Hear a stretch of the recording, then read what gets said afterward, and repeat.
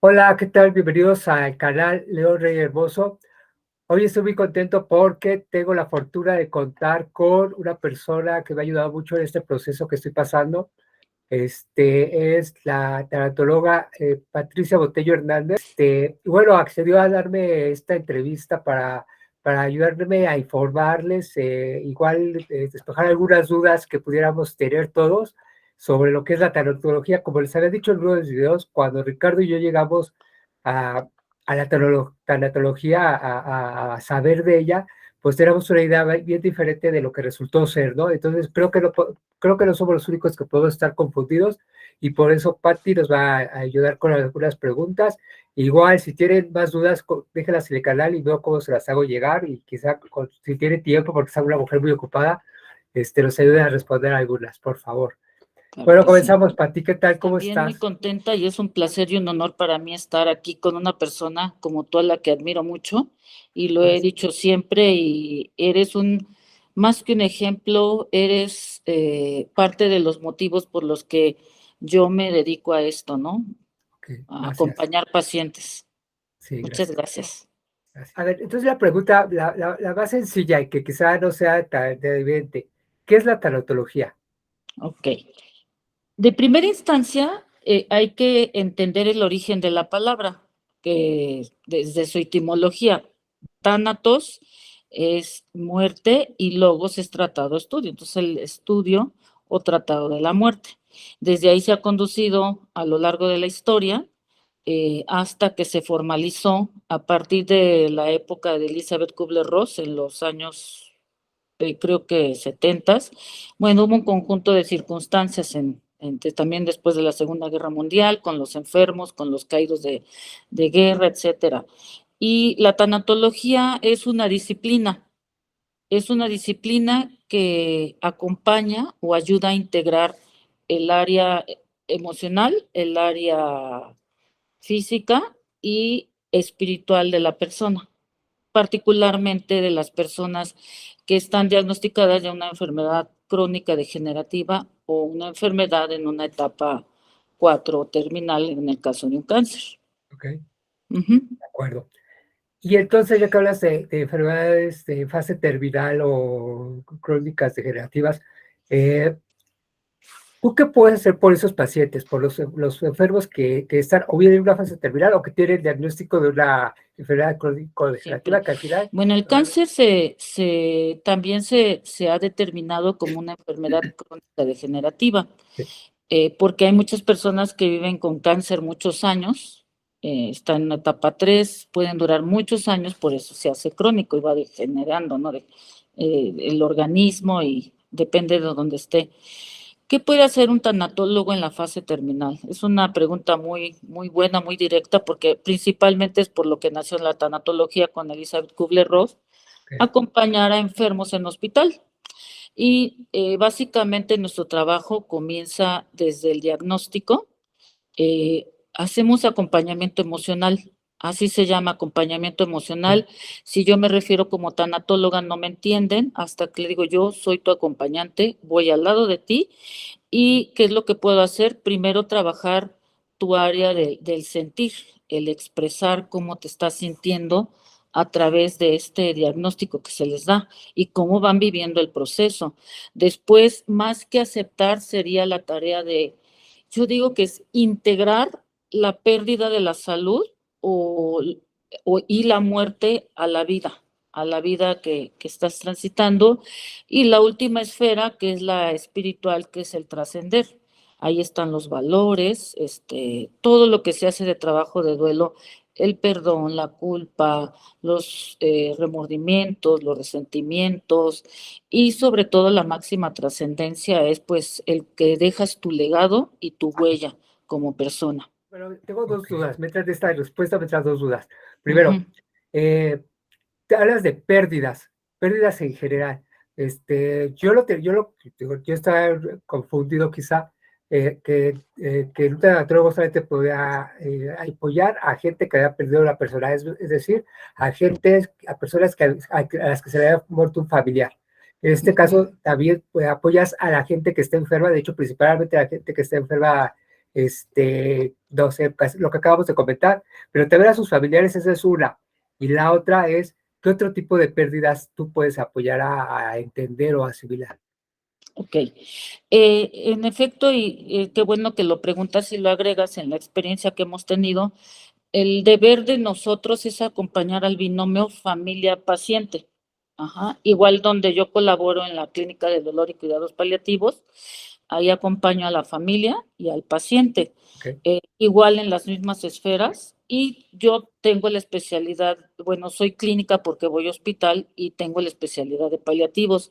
Me Okay. convierto en una asesora también desde el área de paliativos en el dolor, porque eso también es primordial para mí, que el paciente no tenga molestias, porque el dolor físico se convierte en dolor emocional, y eso en la práctica lo veo mucho. Ahora, respecto a las pérdidas, acompañamos, obvio, ya lo dije, en la enfermedad, en este proceso puede ser largo o corto de la enfermedad o al final de la vida. Yo también hago acompañamiento espiritual, tengo una especialidad para acompañar como tanatóloga en acompañamiento espiritual. La espiritualidad no tiene solamente que ver con la religión, sino hasta la autorrealización. Y todo acompañamos, yo particularmente, en las pérdidas intra de uno e interpersonales, las pérdidas de los seres queridos, sobre todo, las de quien fuera, ¿no? Desde un familiar hasta un amigo, hasta un jefe o quien sea una figura importante en tu vida. Las pérdidas por separación o divorcio de pareja son dolorosas, hasta la pérdida de una mascota. Esas son súper, súper importantes y son intrapersonales. Interpersonales, pues pueden ser las que tenemos con las relaciones de personas con nuestro entorno, hasta la pérdida de una casa. La pérdida de una casa, pues sabemos que con los sismos, pues ha sido muy significativo. Es una pérdida muy, muy dolorosa también. Y la pérdida de la ilusión, aquello que no se dio, y todas aquellas pérdidas significativas para una persona. O sea, tengo que adaptarme a lo que esa persona ha perdido o identifica. Ok, y en ese sentido, ¿en qué momento tú crees que alguien debería, o es que no es un deber, pero alguien podría buscar un tanatólogo, buscar el apoyo de un tanatólogo, De un acompañamiento, algún ok. acompañamiento, sí? Ujú. Primeramente hay que entender que la pérdida genera un duelo. Para que haya un duelo tiene que haber una pérdida. Y el proceso de duelo es individual, y también por una parte es social, ¿sí? Es social porque lo modula el entorno por las creencias que tenemos aquí, sobre todo particularmente en México. ¿Y cuándo debería de ir? Generalmente se dan cuenta las personas cuando el duelo no está siendo elaborado. Se le llama elaboración a ese proceso, el transitar las etapas del duelo. Hay un modelo muy básico que es desde el shock, el enojo, la tristeza, la depresión, la negociación, y después sigue la aceptación. Es muy fácil decir la aceptación, pero yo les digo que siempre para aceptar hay que asimilar, es hacer nuestro el evento, y pues dependiendo del tipo de pérdida se integra a la vida de la persona. Y después viene la aceptación, ¿sí? O la reorganización de la vida. ¿Que Este, cuándo debería? ah, Pues generalmente se dan cuenta las personas que están, lo voy a decir así burdamente, atascados, que todas sus herramientas están como abolidas quiere decir que no, que están desgastados, y que el dolor les sobrepasa, el dolor emocional sobrepasa, no le encuentran la salida, no le encuentran qué hacer con tanto dolor, que es la parte más importante y la médula del duelo, el dolor. Entonces la mayoría de la gente refiere, no sé qué hacer con este dolor. El dolor tiene un sentido, tienes un órgano de construcción del duelo. El duelo sirve no nada más es para transitar y para procesar todo aquella persona que se ha perdido, es para construir, sí, tiene muchas funciones y cumple varias tareas. Y una de ellas también es el autoconocimiento y el autodescubrimiento. Yo Ok. manejo los dos cortes, el existencial y el tanatológico o emocional. Ok, y aquí, ¿qué tanto tiene que ver un psicólogo? Por ejemplo, ¿el apoyo de un psicólogo sustituiría el apoyo que dan ustedes? Yo diría que los dos son tan importantes como el psicooncólogo, que también es la especialidad Sí, psicooncología, como el psiquiatra, dependiendo de la personalidad, claro, ahora sí, del individuo, del paciente, y los dos abordan desde diferentes áreas. El psicólogo estudia la conducta sí, y nosotros las emociones, y mucho tiene que ver con el área existencial. Yo diría que los dos se complementan. Hoy día nuestra labor de acompañante se está reconociendo mucho más a través de la pandemia, porque nosotros estudiamos la muerte. Yo, de hecho, pues tengo que estudiar la muerte, los procesos, el proceso de la muerte desde muchas miradas, desde muchos tipos de conocimientos epistemológico, porque no solamente una mirada cuenta. Entonces, la mirada del psicólogo también es muy importante. Yo, de hecho, estoy estudiando psicología también y son dos miradas distintas que llegaríamos a lo mismo. Entonces, dependiendo de las habilidades o las herramientas que tenga o el psicólogo o el tanatólogo para poder acompañar y pues es amoldaje o esta danza que se hace de empatía. ok. Ujú, Ah, qué interesante es esto. ujú, Muy bien. Eh, Habla sobre el duelo, justo era sobre lo que te iba a preguntar. El duelo, exactamente qué se implica con el dolor, tiene que ver con el dolor. Y es ujú. el proceso que quieres para poder hacer, llevar el dolor a un nivel en el que ya no duela tanto. Sí, sí, obviamente como acompañante y el acompañado, pues hacen su labor. El, la expresión es la parte importante en una de las tareas del duelo. Y te dije, la médula del duelo es el dolor, es un proceso psicológico, es único e individual. Ni tu duelo, ni el mío, ni el del vecino, no son iguales, todos son completamente distintos y particularmente en la enfermedad, cada individuo, cada integrante de la familia lo vive distinto. Y en particular, el duelo que nosotros acompañamos se llama duelo anticipado. Es un Okey, duelo que es particularmente para la enfermedad, para reorganizar, porque a partir del diagnóstico viene una crisis de cambio de roles en las familias. Ahora ya no puedo trabajar, y ahora el que trabaja es el esposo, viceversa. Es un cambio de roles y es una cantidad de pérdidas a las que se va enfrentando una persona que tiene un diagnóstico de una enfermedad como el cáncer. lo que estamos Ujú. trabajando tú y yo, ¿no? El duelo anticipado. Sí, Ujú. okey, sí. Y tú eres un ejemplo de un duelo que te has preocupado. Yo lo que he observado y lo que he escuchado en presencial y en tus videos es hacerte responsable de tu dolor emocional, de tu dolor físico y sobre todo el ir construyendo. Tú estás en la etapa del trascender en tu vida. No quiere decir que, como te hemos escuchado, que no te duela o que tengas etapas de tristeza. Sin embargo, pues tienes como muchas herramientas resilientes, muchos factores como el sentido de vida. Es como yo digo que tú te das vida a plenitud y esa es la labor de nosotros. El que andas deambulando, el que andas caminando, el que vas y vienes, pues son contadas personas las que yo veo en esta circunstancia. Ujú, Muy bien. Sí, entiendes la muerte de una forma diferente porque, bueno, tienes que hacerlo, ¿no?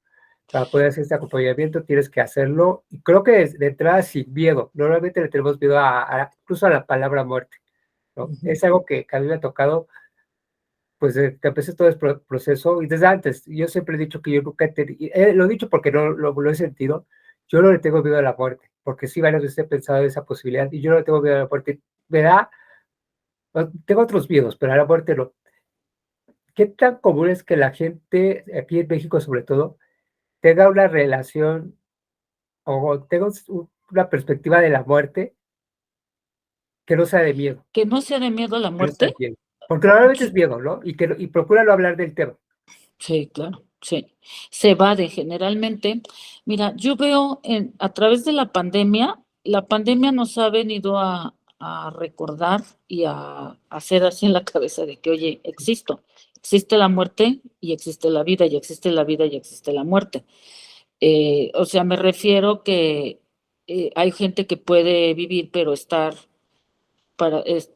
con un eufemismo muerto en vida, ¿verdad? Y bueno, dependerá las creencias de la muerte de cada quien.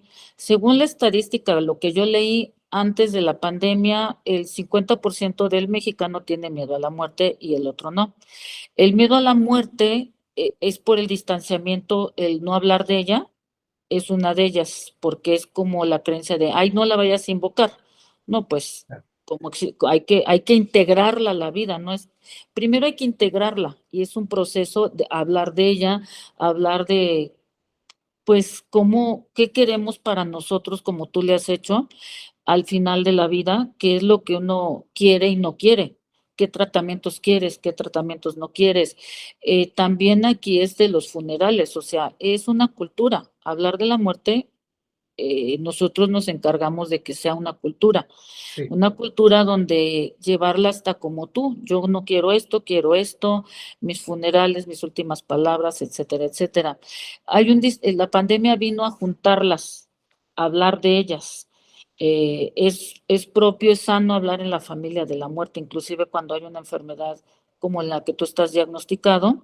Y también yo en la práctica lo que veo, no, pues es que nunca hablamos y se varía el tema, entonces, pues adivinar, al final dilucidar lo que la otra persona quiso, y entran muchas dudas y causa mucha ansiedad. Hay un distanciamiento muchas veces de no hablar de ella por la cuestión de, pues, el alargamiento de la vida, ¿sí? La expectativa de vida, aunque no sea con calidad, el culto a la belleza, a la belleza quiere decir al ser joven eternamente, entre comillas, son dos de los factores por los cuales no se habla de la muerte. Estamos más conectados, obviamente, con la vida, con el bienestar, con prolongar nuestra existencia. Y, por ejemplo, en el budismo se dice que, pues, manejar la impermanencia. Nada ni nadie es impermanente en la vida. Y cuando yo les menciono esto a los pacientes, les explico lo que es la impermanencia, entonces pues es una forma de integrarla, integrar a través de las vivencias, así un ejemplo como tú, todo lo que haces, narrar tus tratamientos, porque todo lo que has hecho pues es expresar, compartir lo que vive un enfermo, bueno, un paciente, ¿no? Un paciente con una enfermedad en una etapa como la tuya. Entonces, básicamente yo observo eso y la pandemia ha hecho un poco más de conciencia, hablar de la muerte. En las culturas occidentales y en las culturas orientales se habla de ella, o sea, se trata diferente. Y aquí pues solamente rendimos el culto una vez al año cuando ponemos ofrenda a los muertos, ¿no? Pero sigue esa conexión de dolor, o sea, seguimos sin tocar esa finitud que todos tenemos. sí, claro. Ujú. ¿Y qué recomiendas a las personas que seguramente lo están viendo, que seguramente tendrán duda de cómo iniciar, cómo se puede empezar a incorporar el tema de la muerte en lo familiar, que sería la primera instancia? Ah, fíjate que es una pregunta que construye, es una pregunta que no se hace porque no, porque da miedo, porque se sabe, pero no se toca. Mira, yo diría que desde pequeños yo manejo mucho el cuento, soy narradora de cuentos y lectora en voz alta. Hay varios cuentos ya de la muerte, Sí, de varios temas de la muerte sobre desde cómo la conceptualizamos, porque morir y muerte son completamente distintos. O sea, si lo vemos desde el área de la ciencia, morir pues es el dejar de respirar, el que es para todo ser vivo en la tierra y para todas las personas, el que se deja de comer, el que ya no se va a tener frío. Son los conceptos básicos que se pueden decir cuando eres pequeño y se puede manejar a través de un cuento y con animalitos. ¿Y cómo integrarlo? Pues es invitar a esa persona, mira, lo propio es hablarlo, qué pasaría si yo no estuviera, ¿qué harías con tu vida? Y ponerle nombre a las cosas. ¿Qué pasaría si yo me muero antes que tú? Yo desde pequeña escuchaba a mis papás, no, pues yo quiero que me incineren, no, pues yo quiero también que me incineren. Entonces, por eso traigo la cultura, porque en mi casa se hablaba de la muerte, entonces era muy natural, pero en otras casas no. Entonces, desde pequeños, pues incluir, o sea, hasta en las escuelas podría llevarse algún taller sobre la muerte, o sea, el conceptualizarla, el decir, bueno, mi concepto de muerte es que hay cuentos donde dicen, bueno, todos la traemos, ¿no? Que es el esqueleto hasta llegar al concepto de que somos finitos, ¿no? Que eso, acercarlo a la vida de las personas. Yo considero que esas son dos formas, no sé, tú como lo has abordado en tu familia, pues ha sido muy natural porque los has integrado a todos, ¿no? Más o menos, esto, digo, te platico rápido, esto empezó hace tiempo, que ahorita estaba recordando que en el trabajo que tengo actualmente en el banco, nos hicieron llegar a algo que se llama Quiero que sepas, y era como un documento en el que nos invitaban a nosotros a llenarlo y ponías información tuya para que se las dejaras a tus familiares en caso de que fallecieras.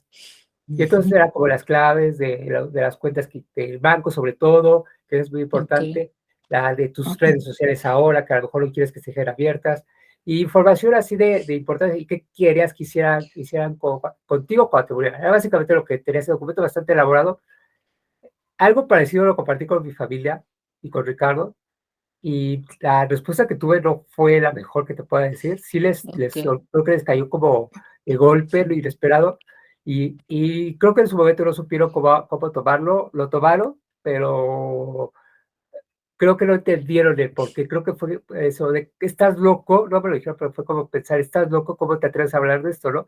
Me di Faltan cuenta, muchos años, ¿no? ajá, Ujú. me di cuenta de que no lo habían tomado todavía, ¿no? Ahora sí ya ha sido diferente. Primero, por lo que estoy pensando que realmente cambia todo, la vida de todos, el Claro, entender de todos, y después, porque bueno, ya había pasado ya había dado un primer paso o un primer sí. intento en el que sí sus documentos, sí existió el documento, ese documento estaba sellado con indicaciones, se lo di a 2 personas, pero todos sabían de la existencia de ese documento, y creo que ahora que lo hablé ya lo entendieron, ¿no? Y entendieron el por qué en aquel momento yo les quería dejar eso, porque era pues para apoyar, ayudarlos a los que se quedan, ¿no? Es básicamente, no para mí, era para ayudar a los que se quedan. Muy Sí, bien, muy entonces, bonito. tampoco fue tan fácil, no ha sido tan fácil, ¿no? Pero creo que ahorita ya lo entienden más y creo que se dan cuenta de lo que tienen que hacer entre todos como familia, pues para que no llegue un momento, justo ayer nos avisaron del fallecimiento de un primo.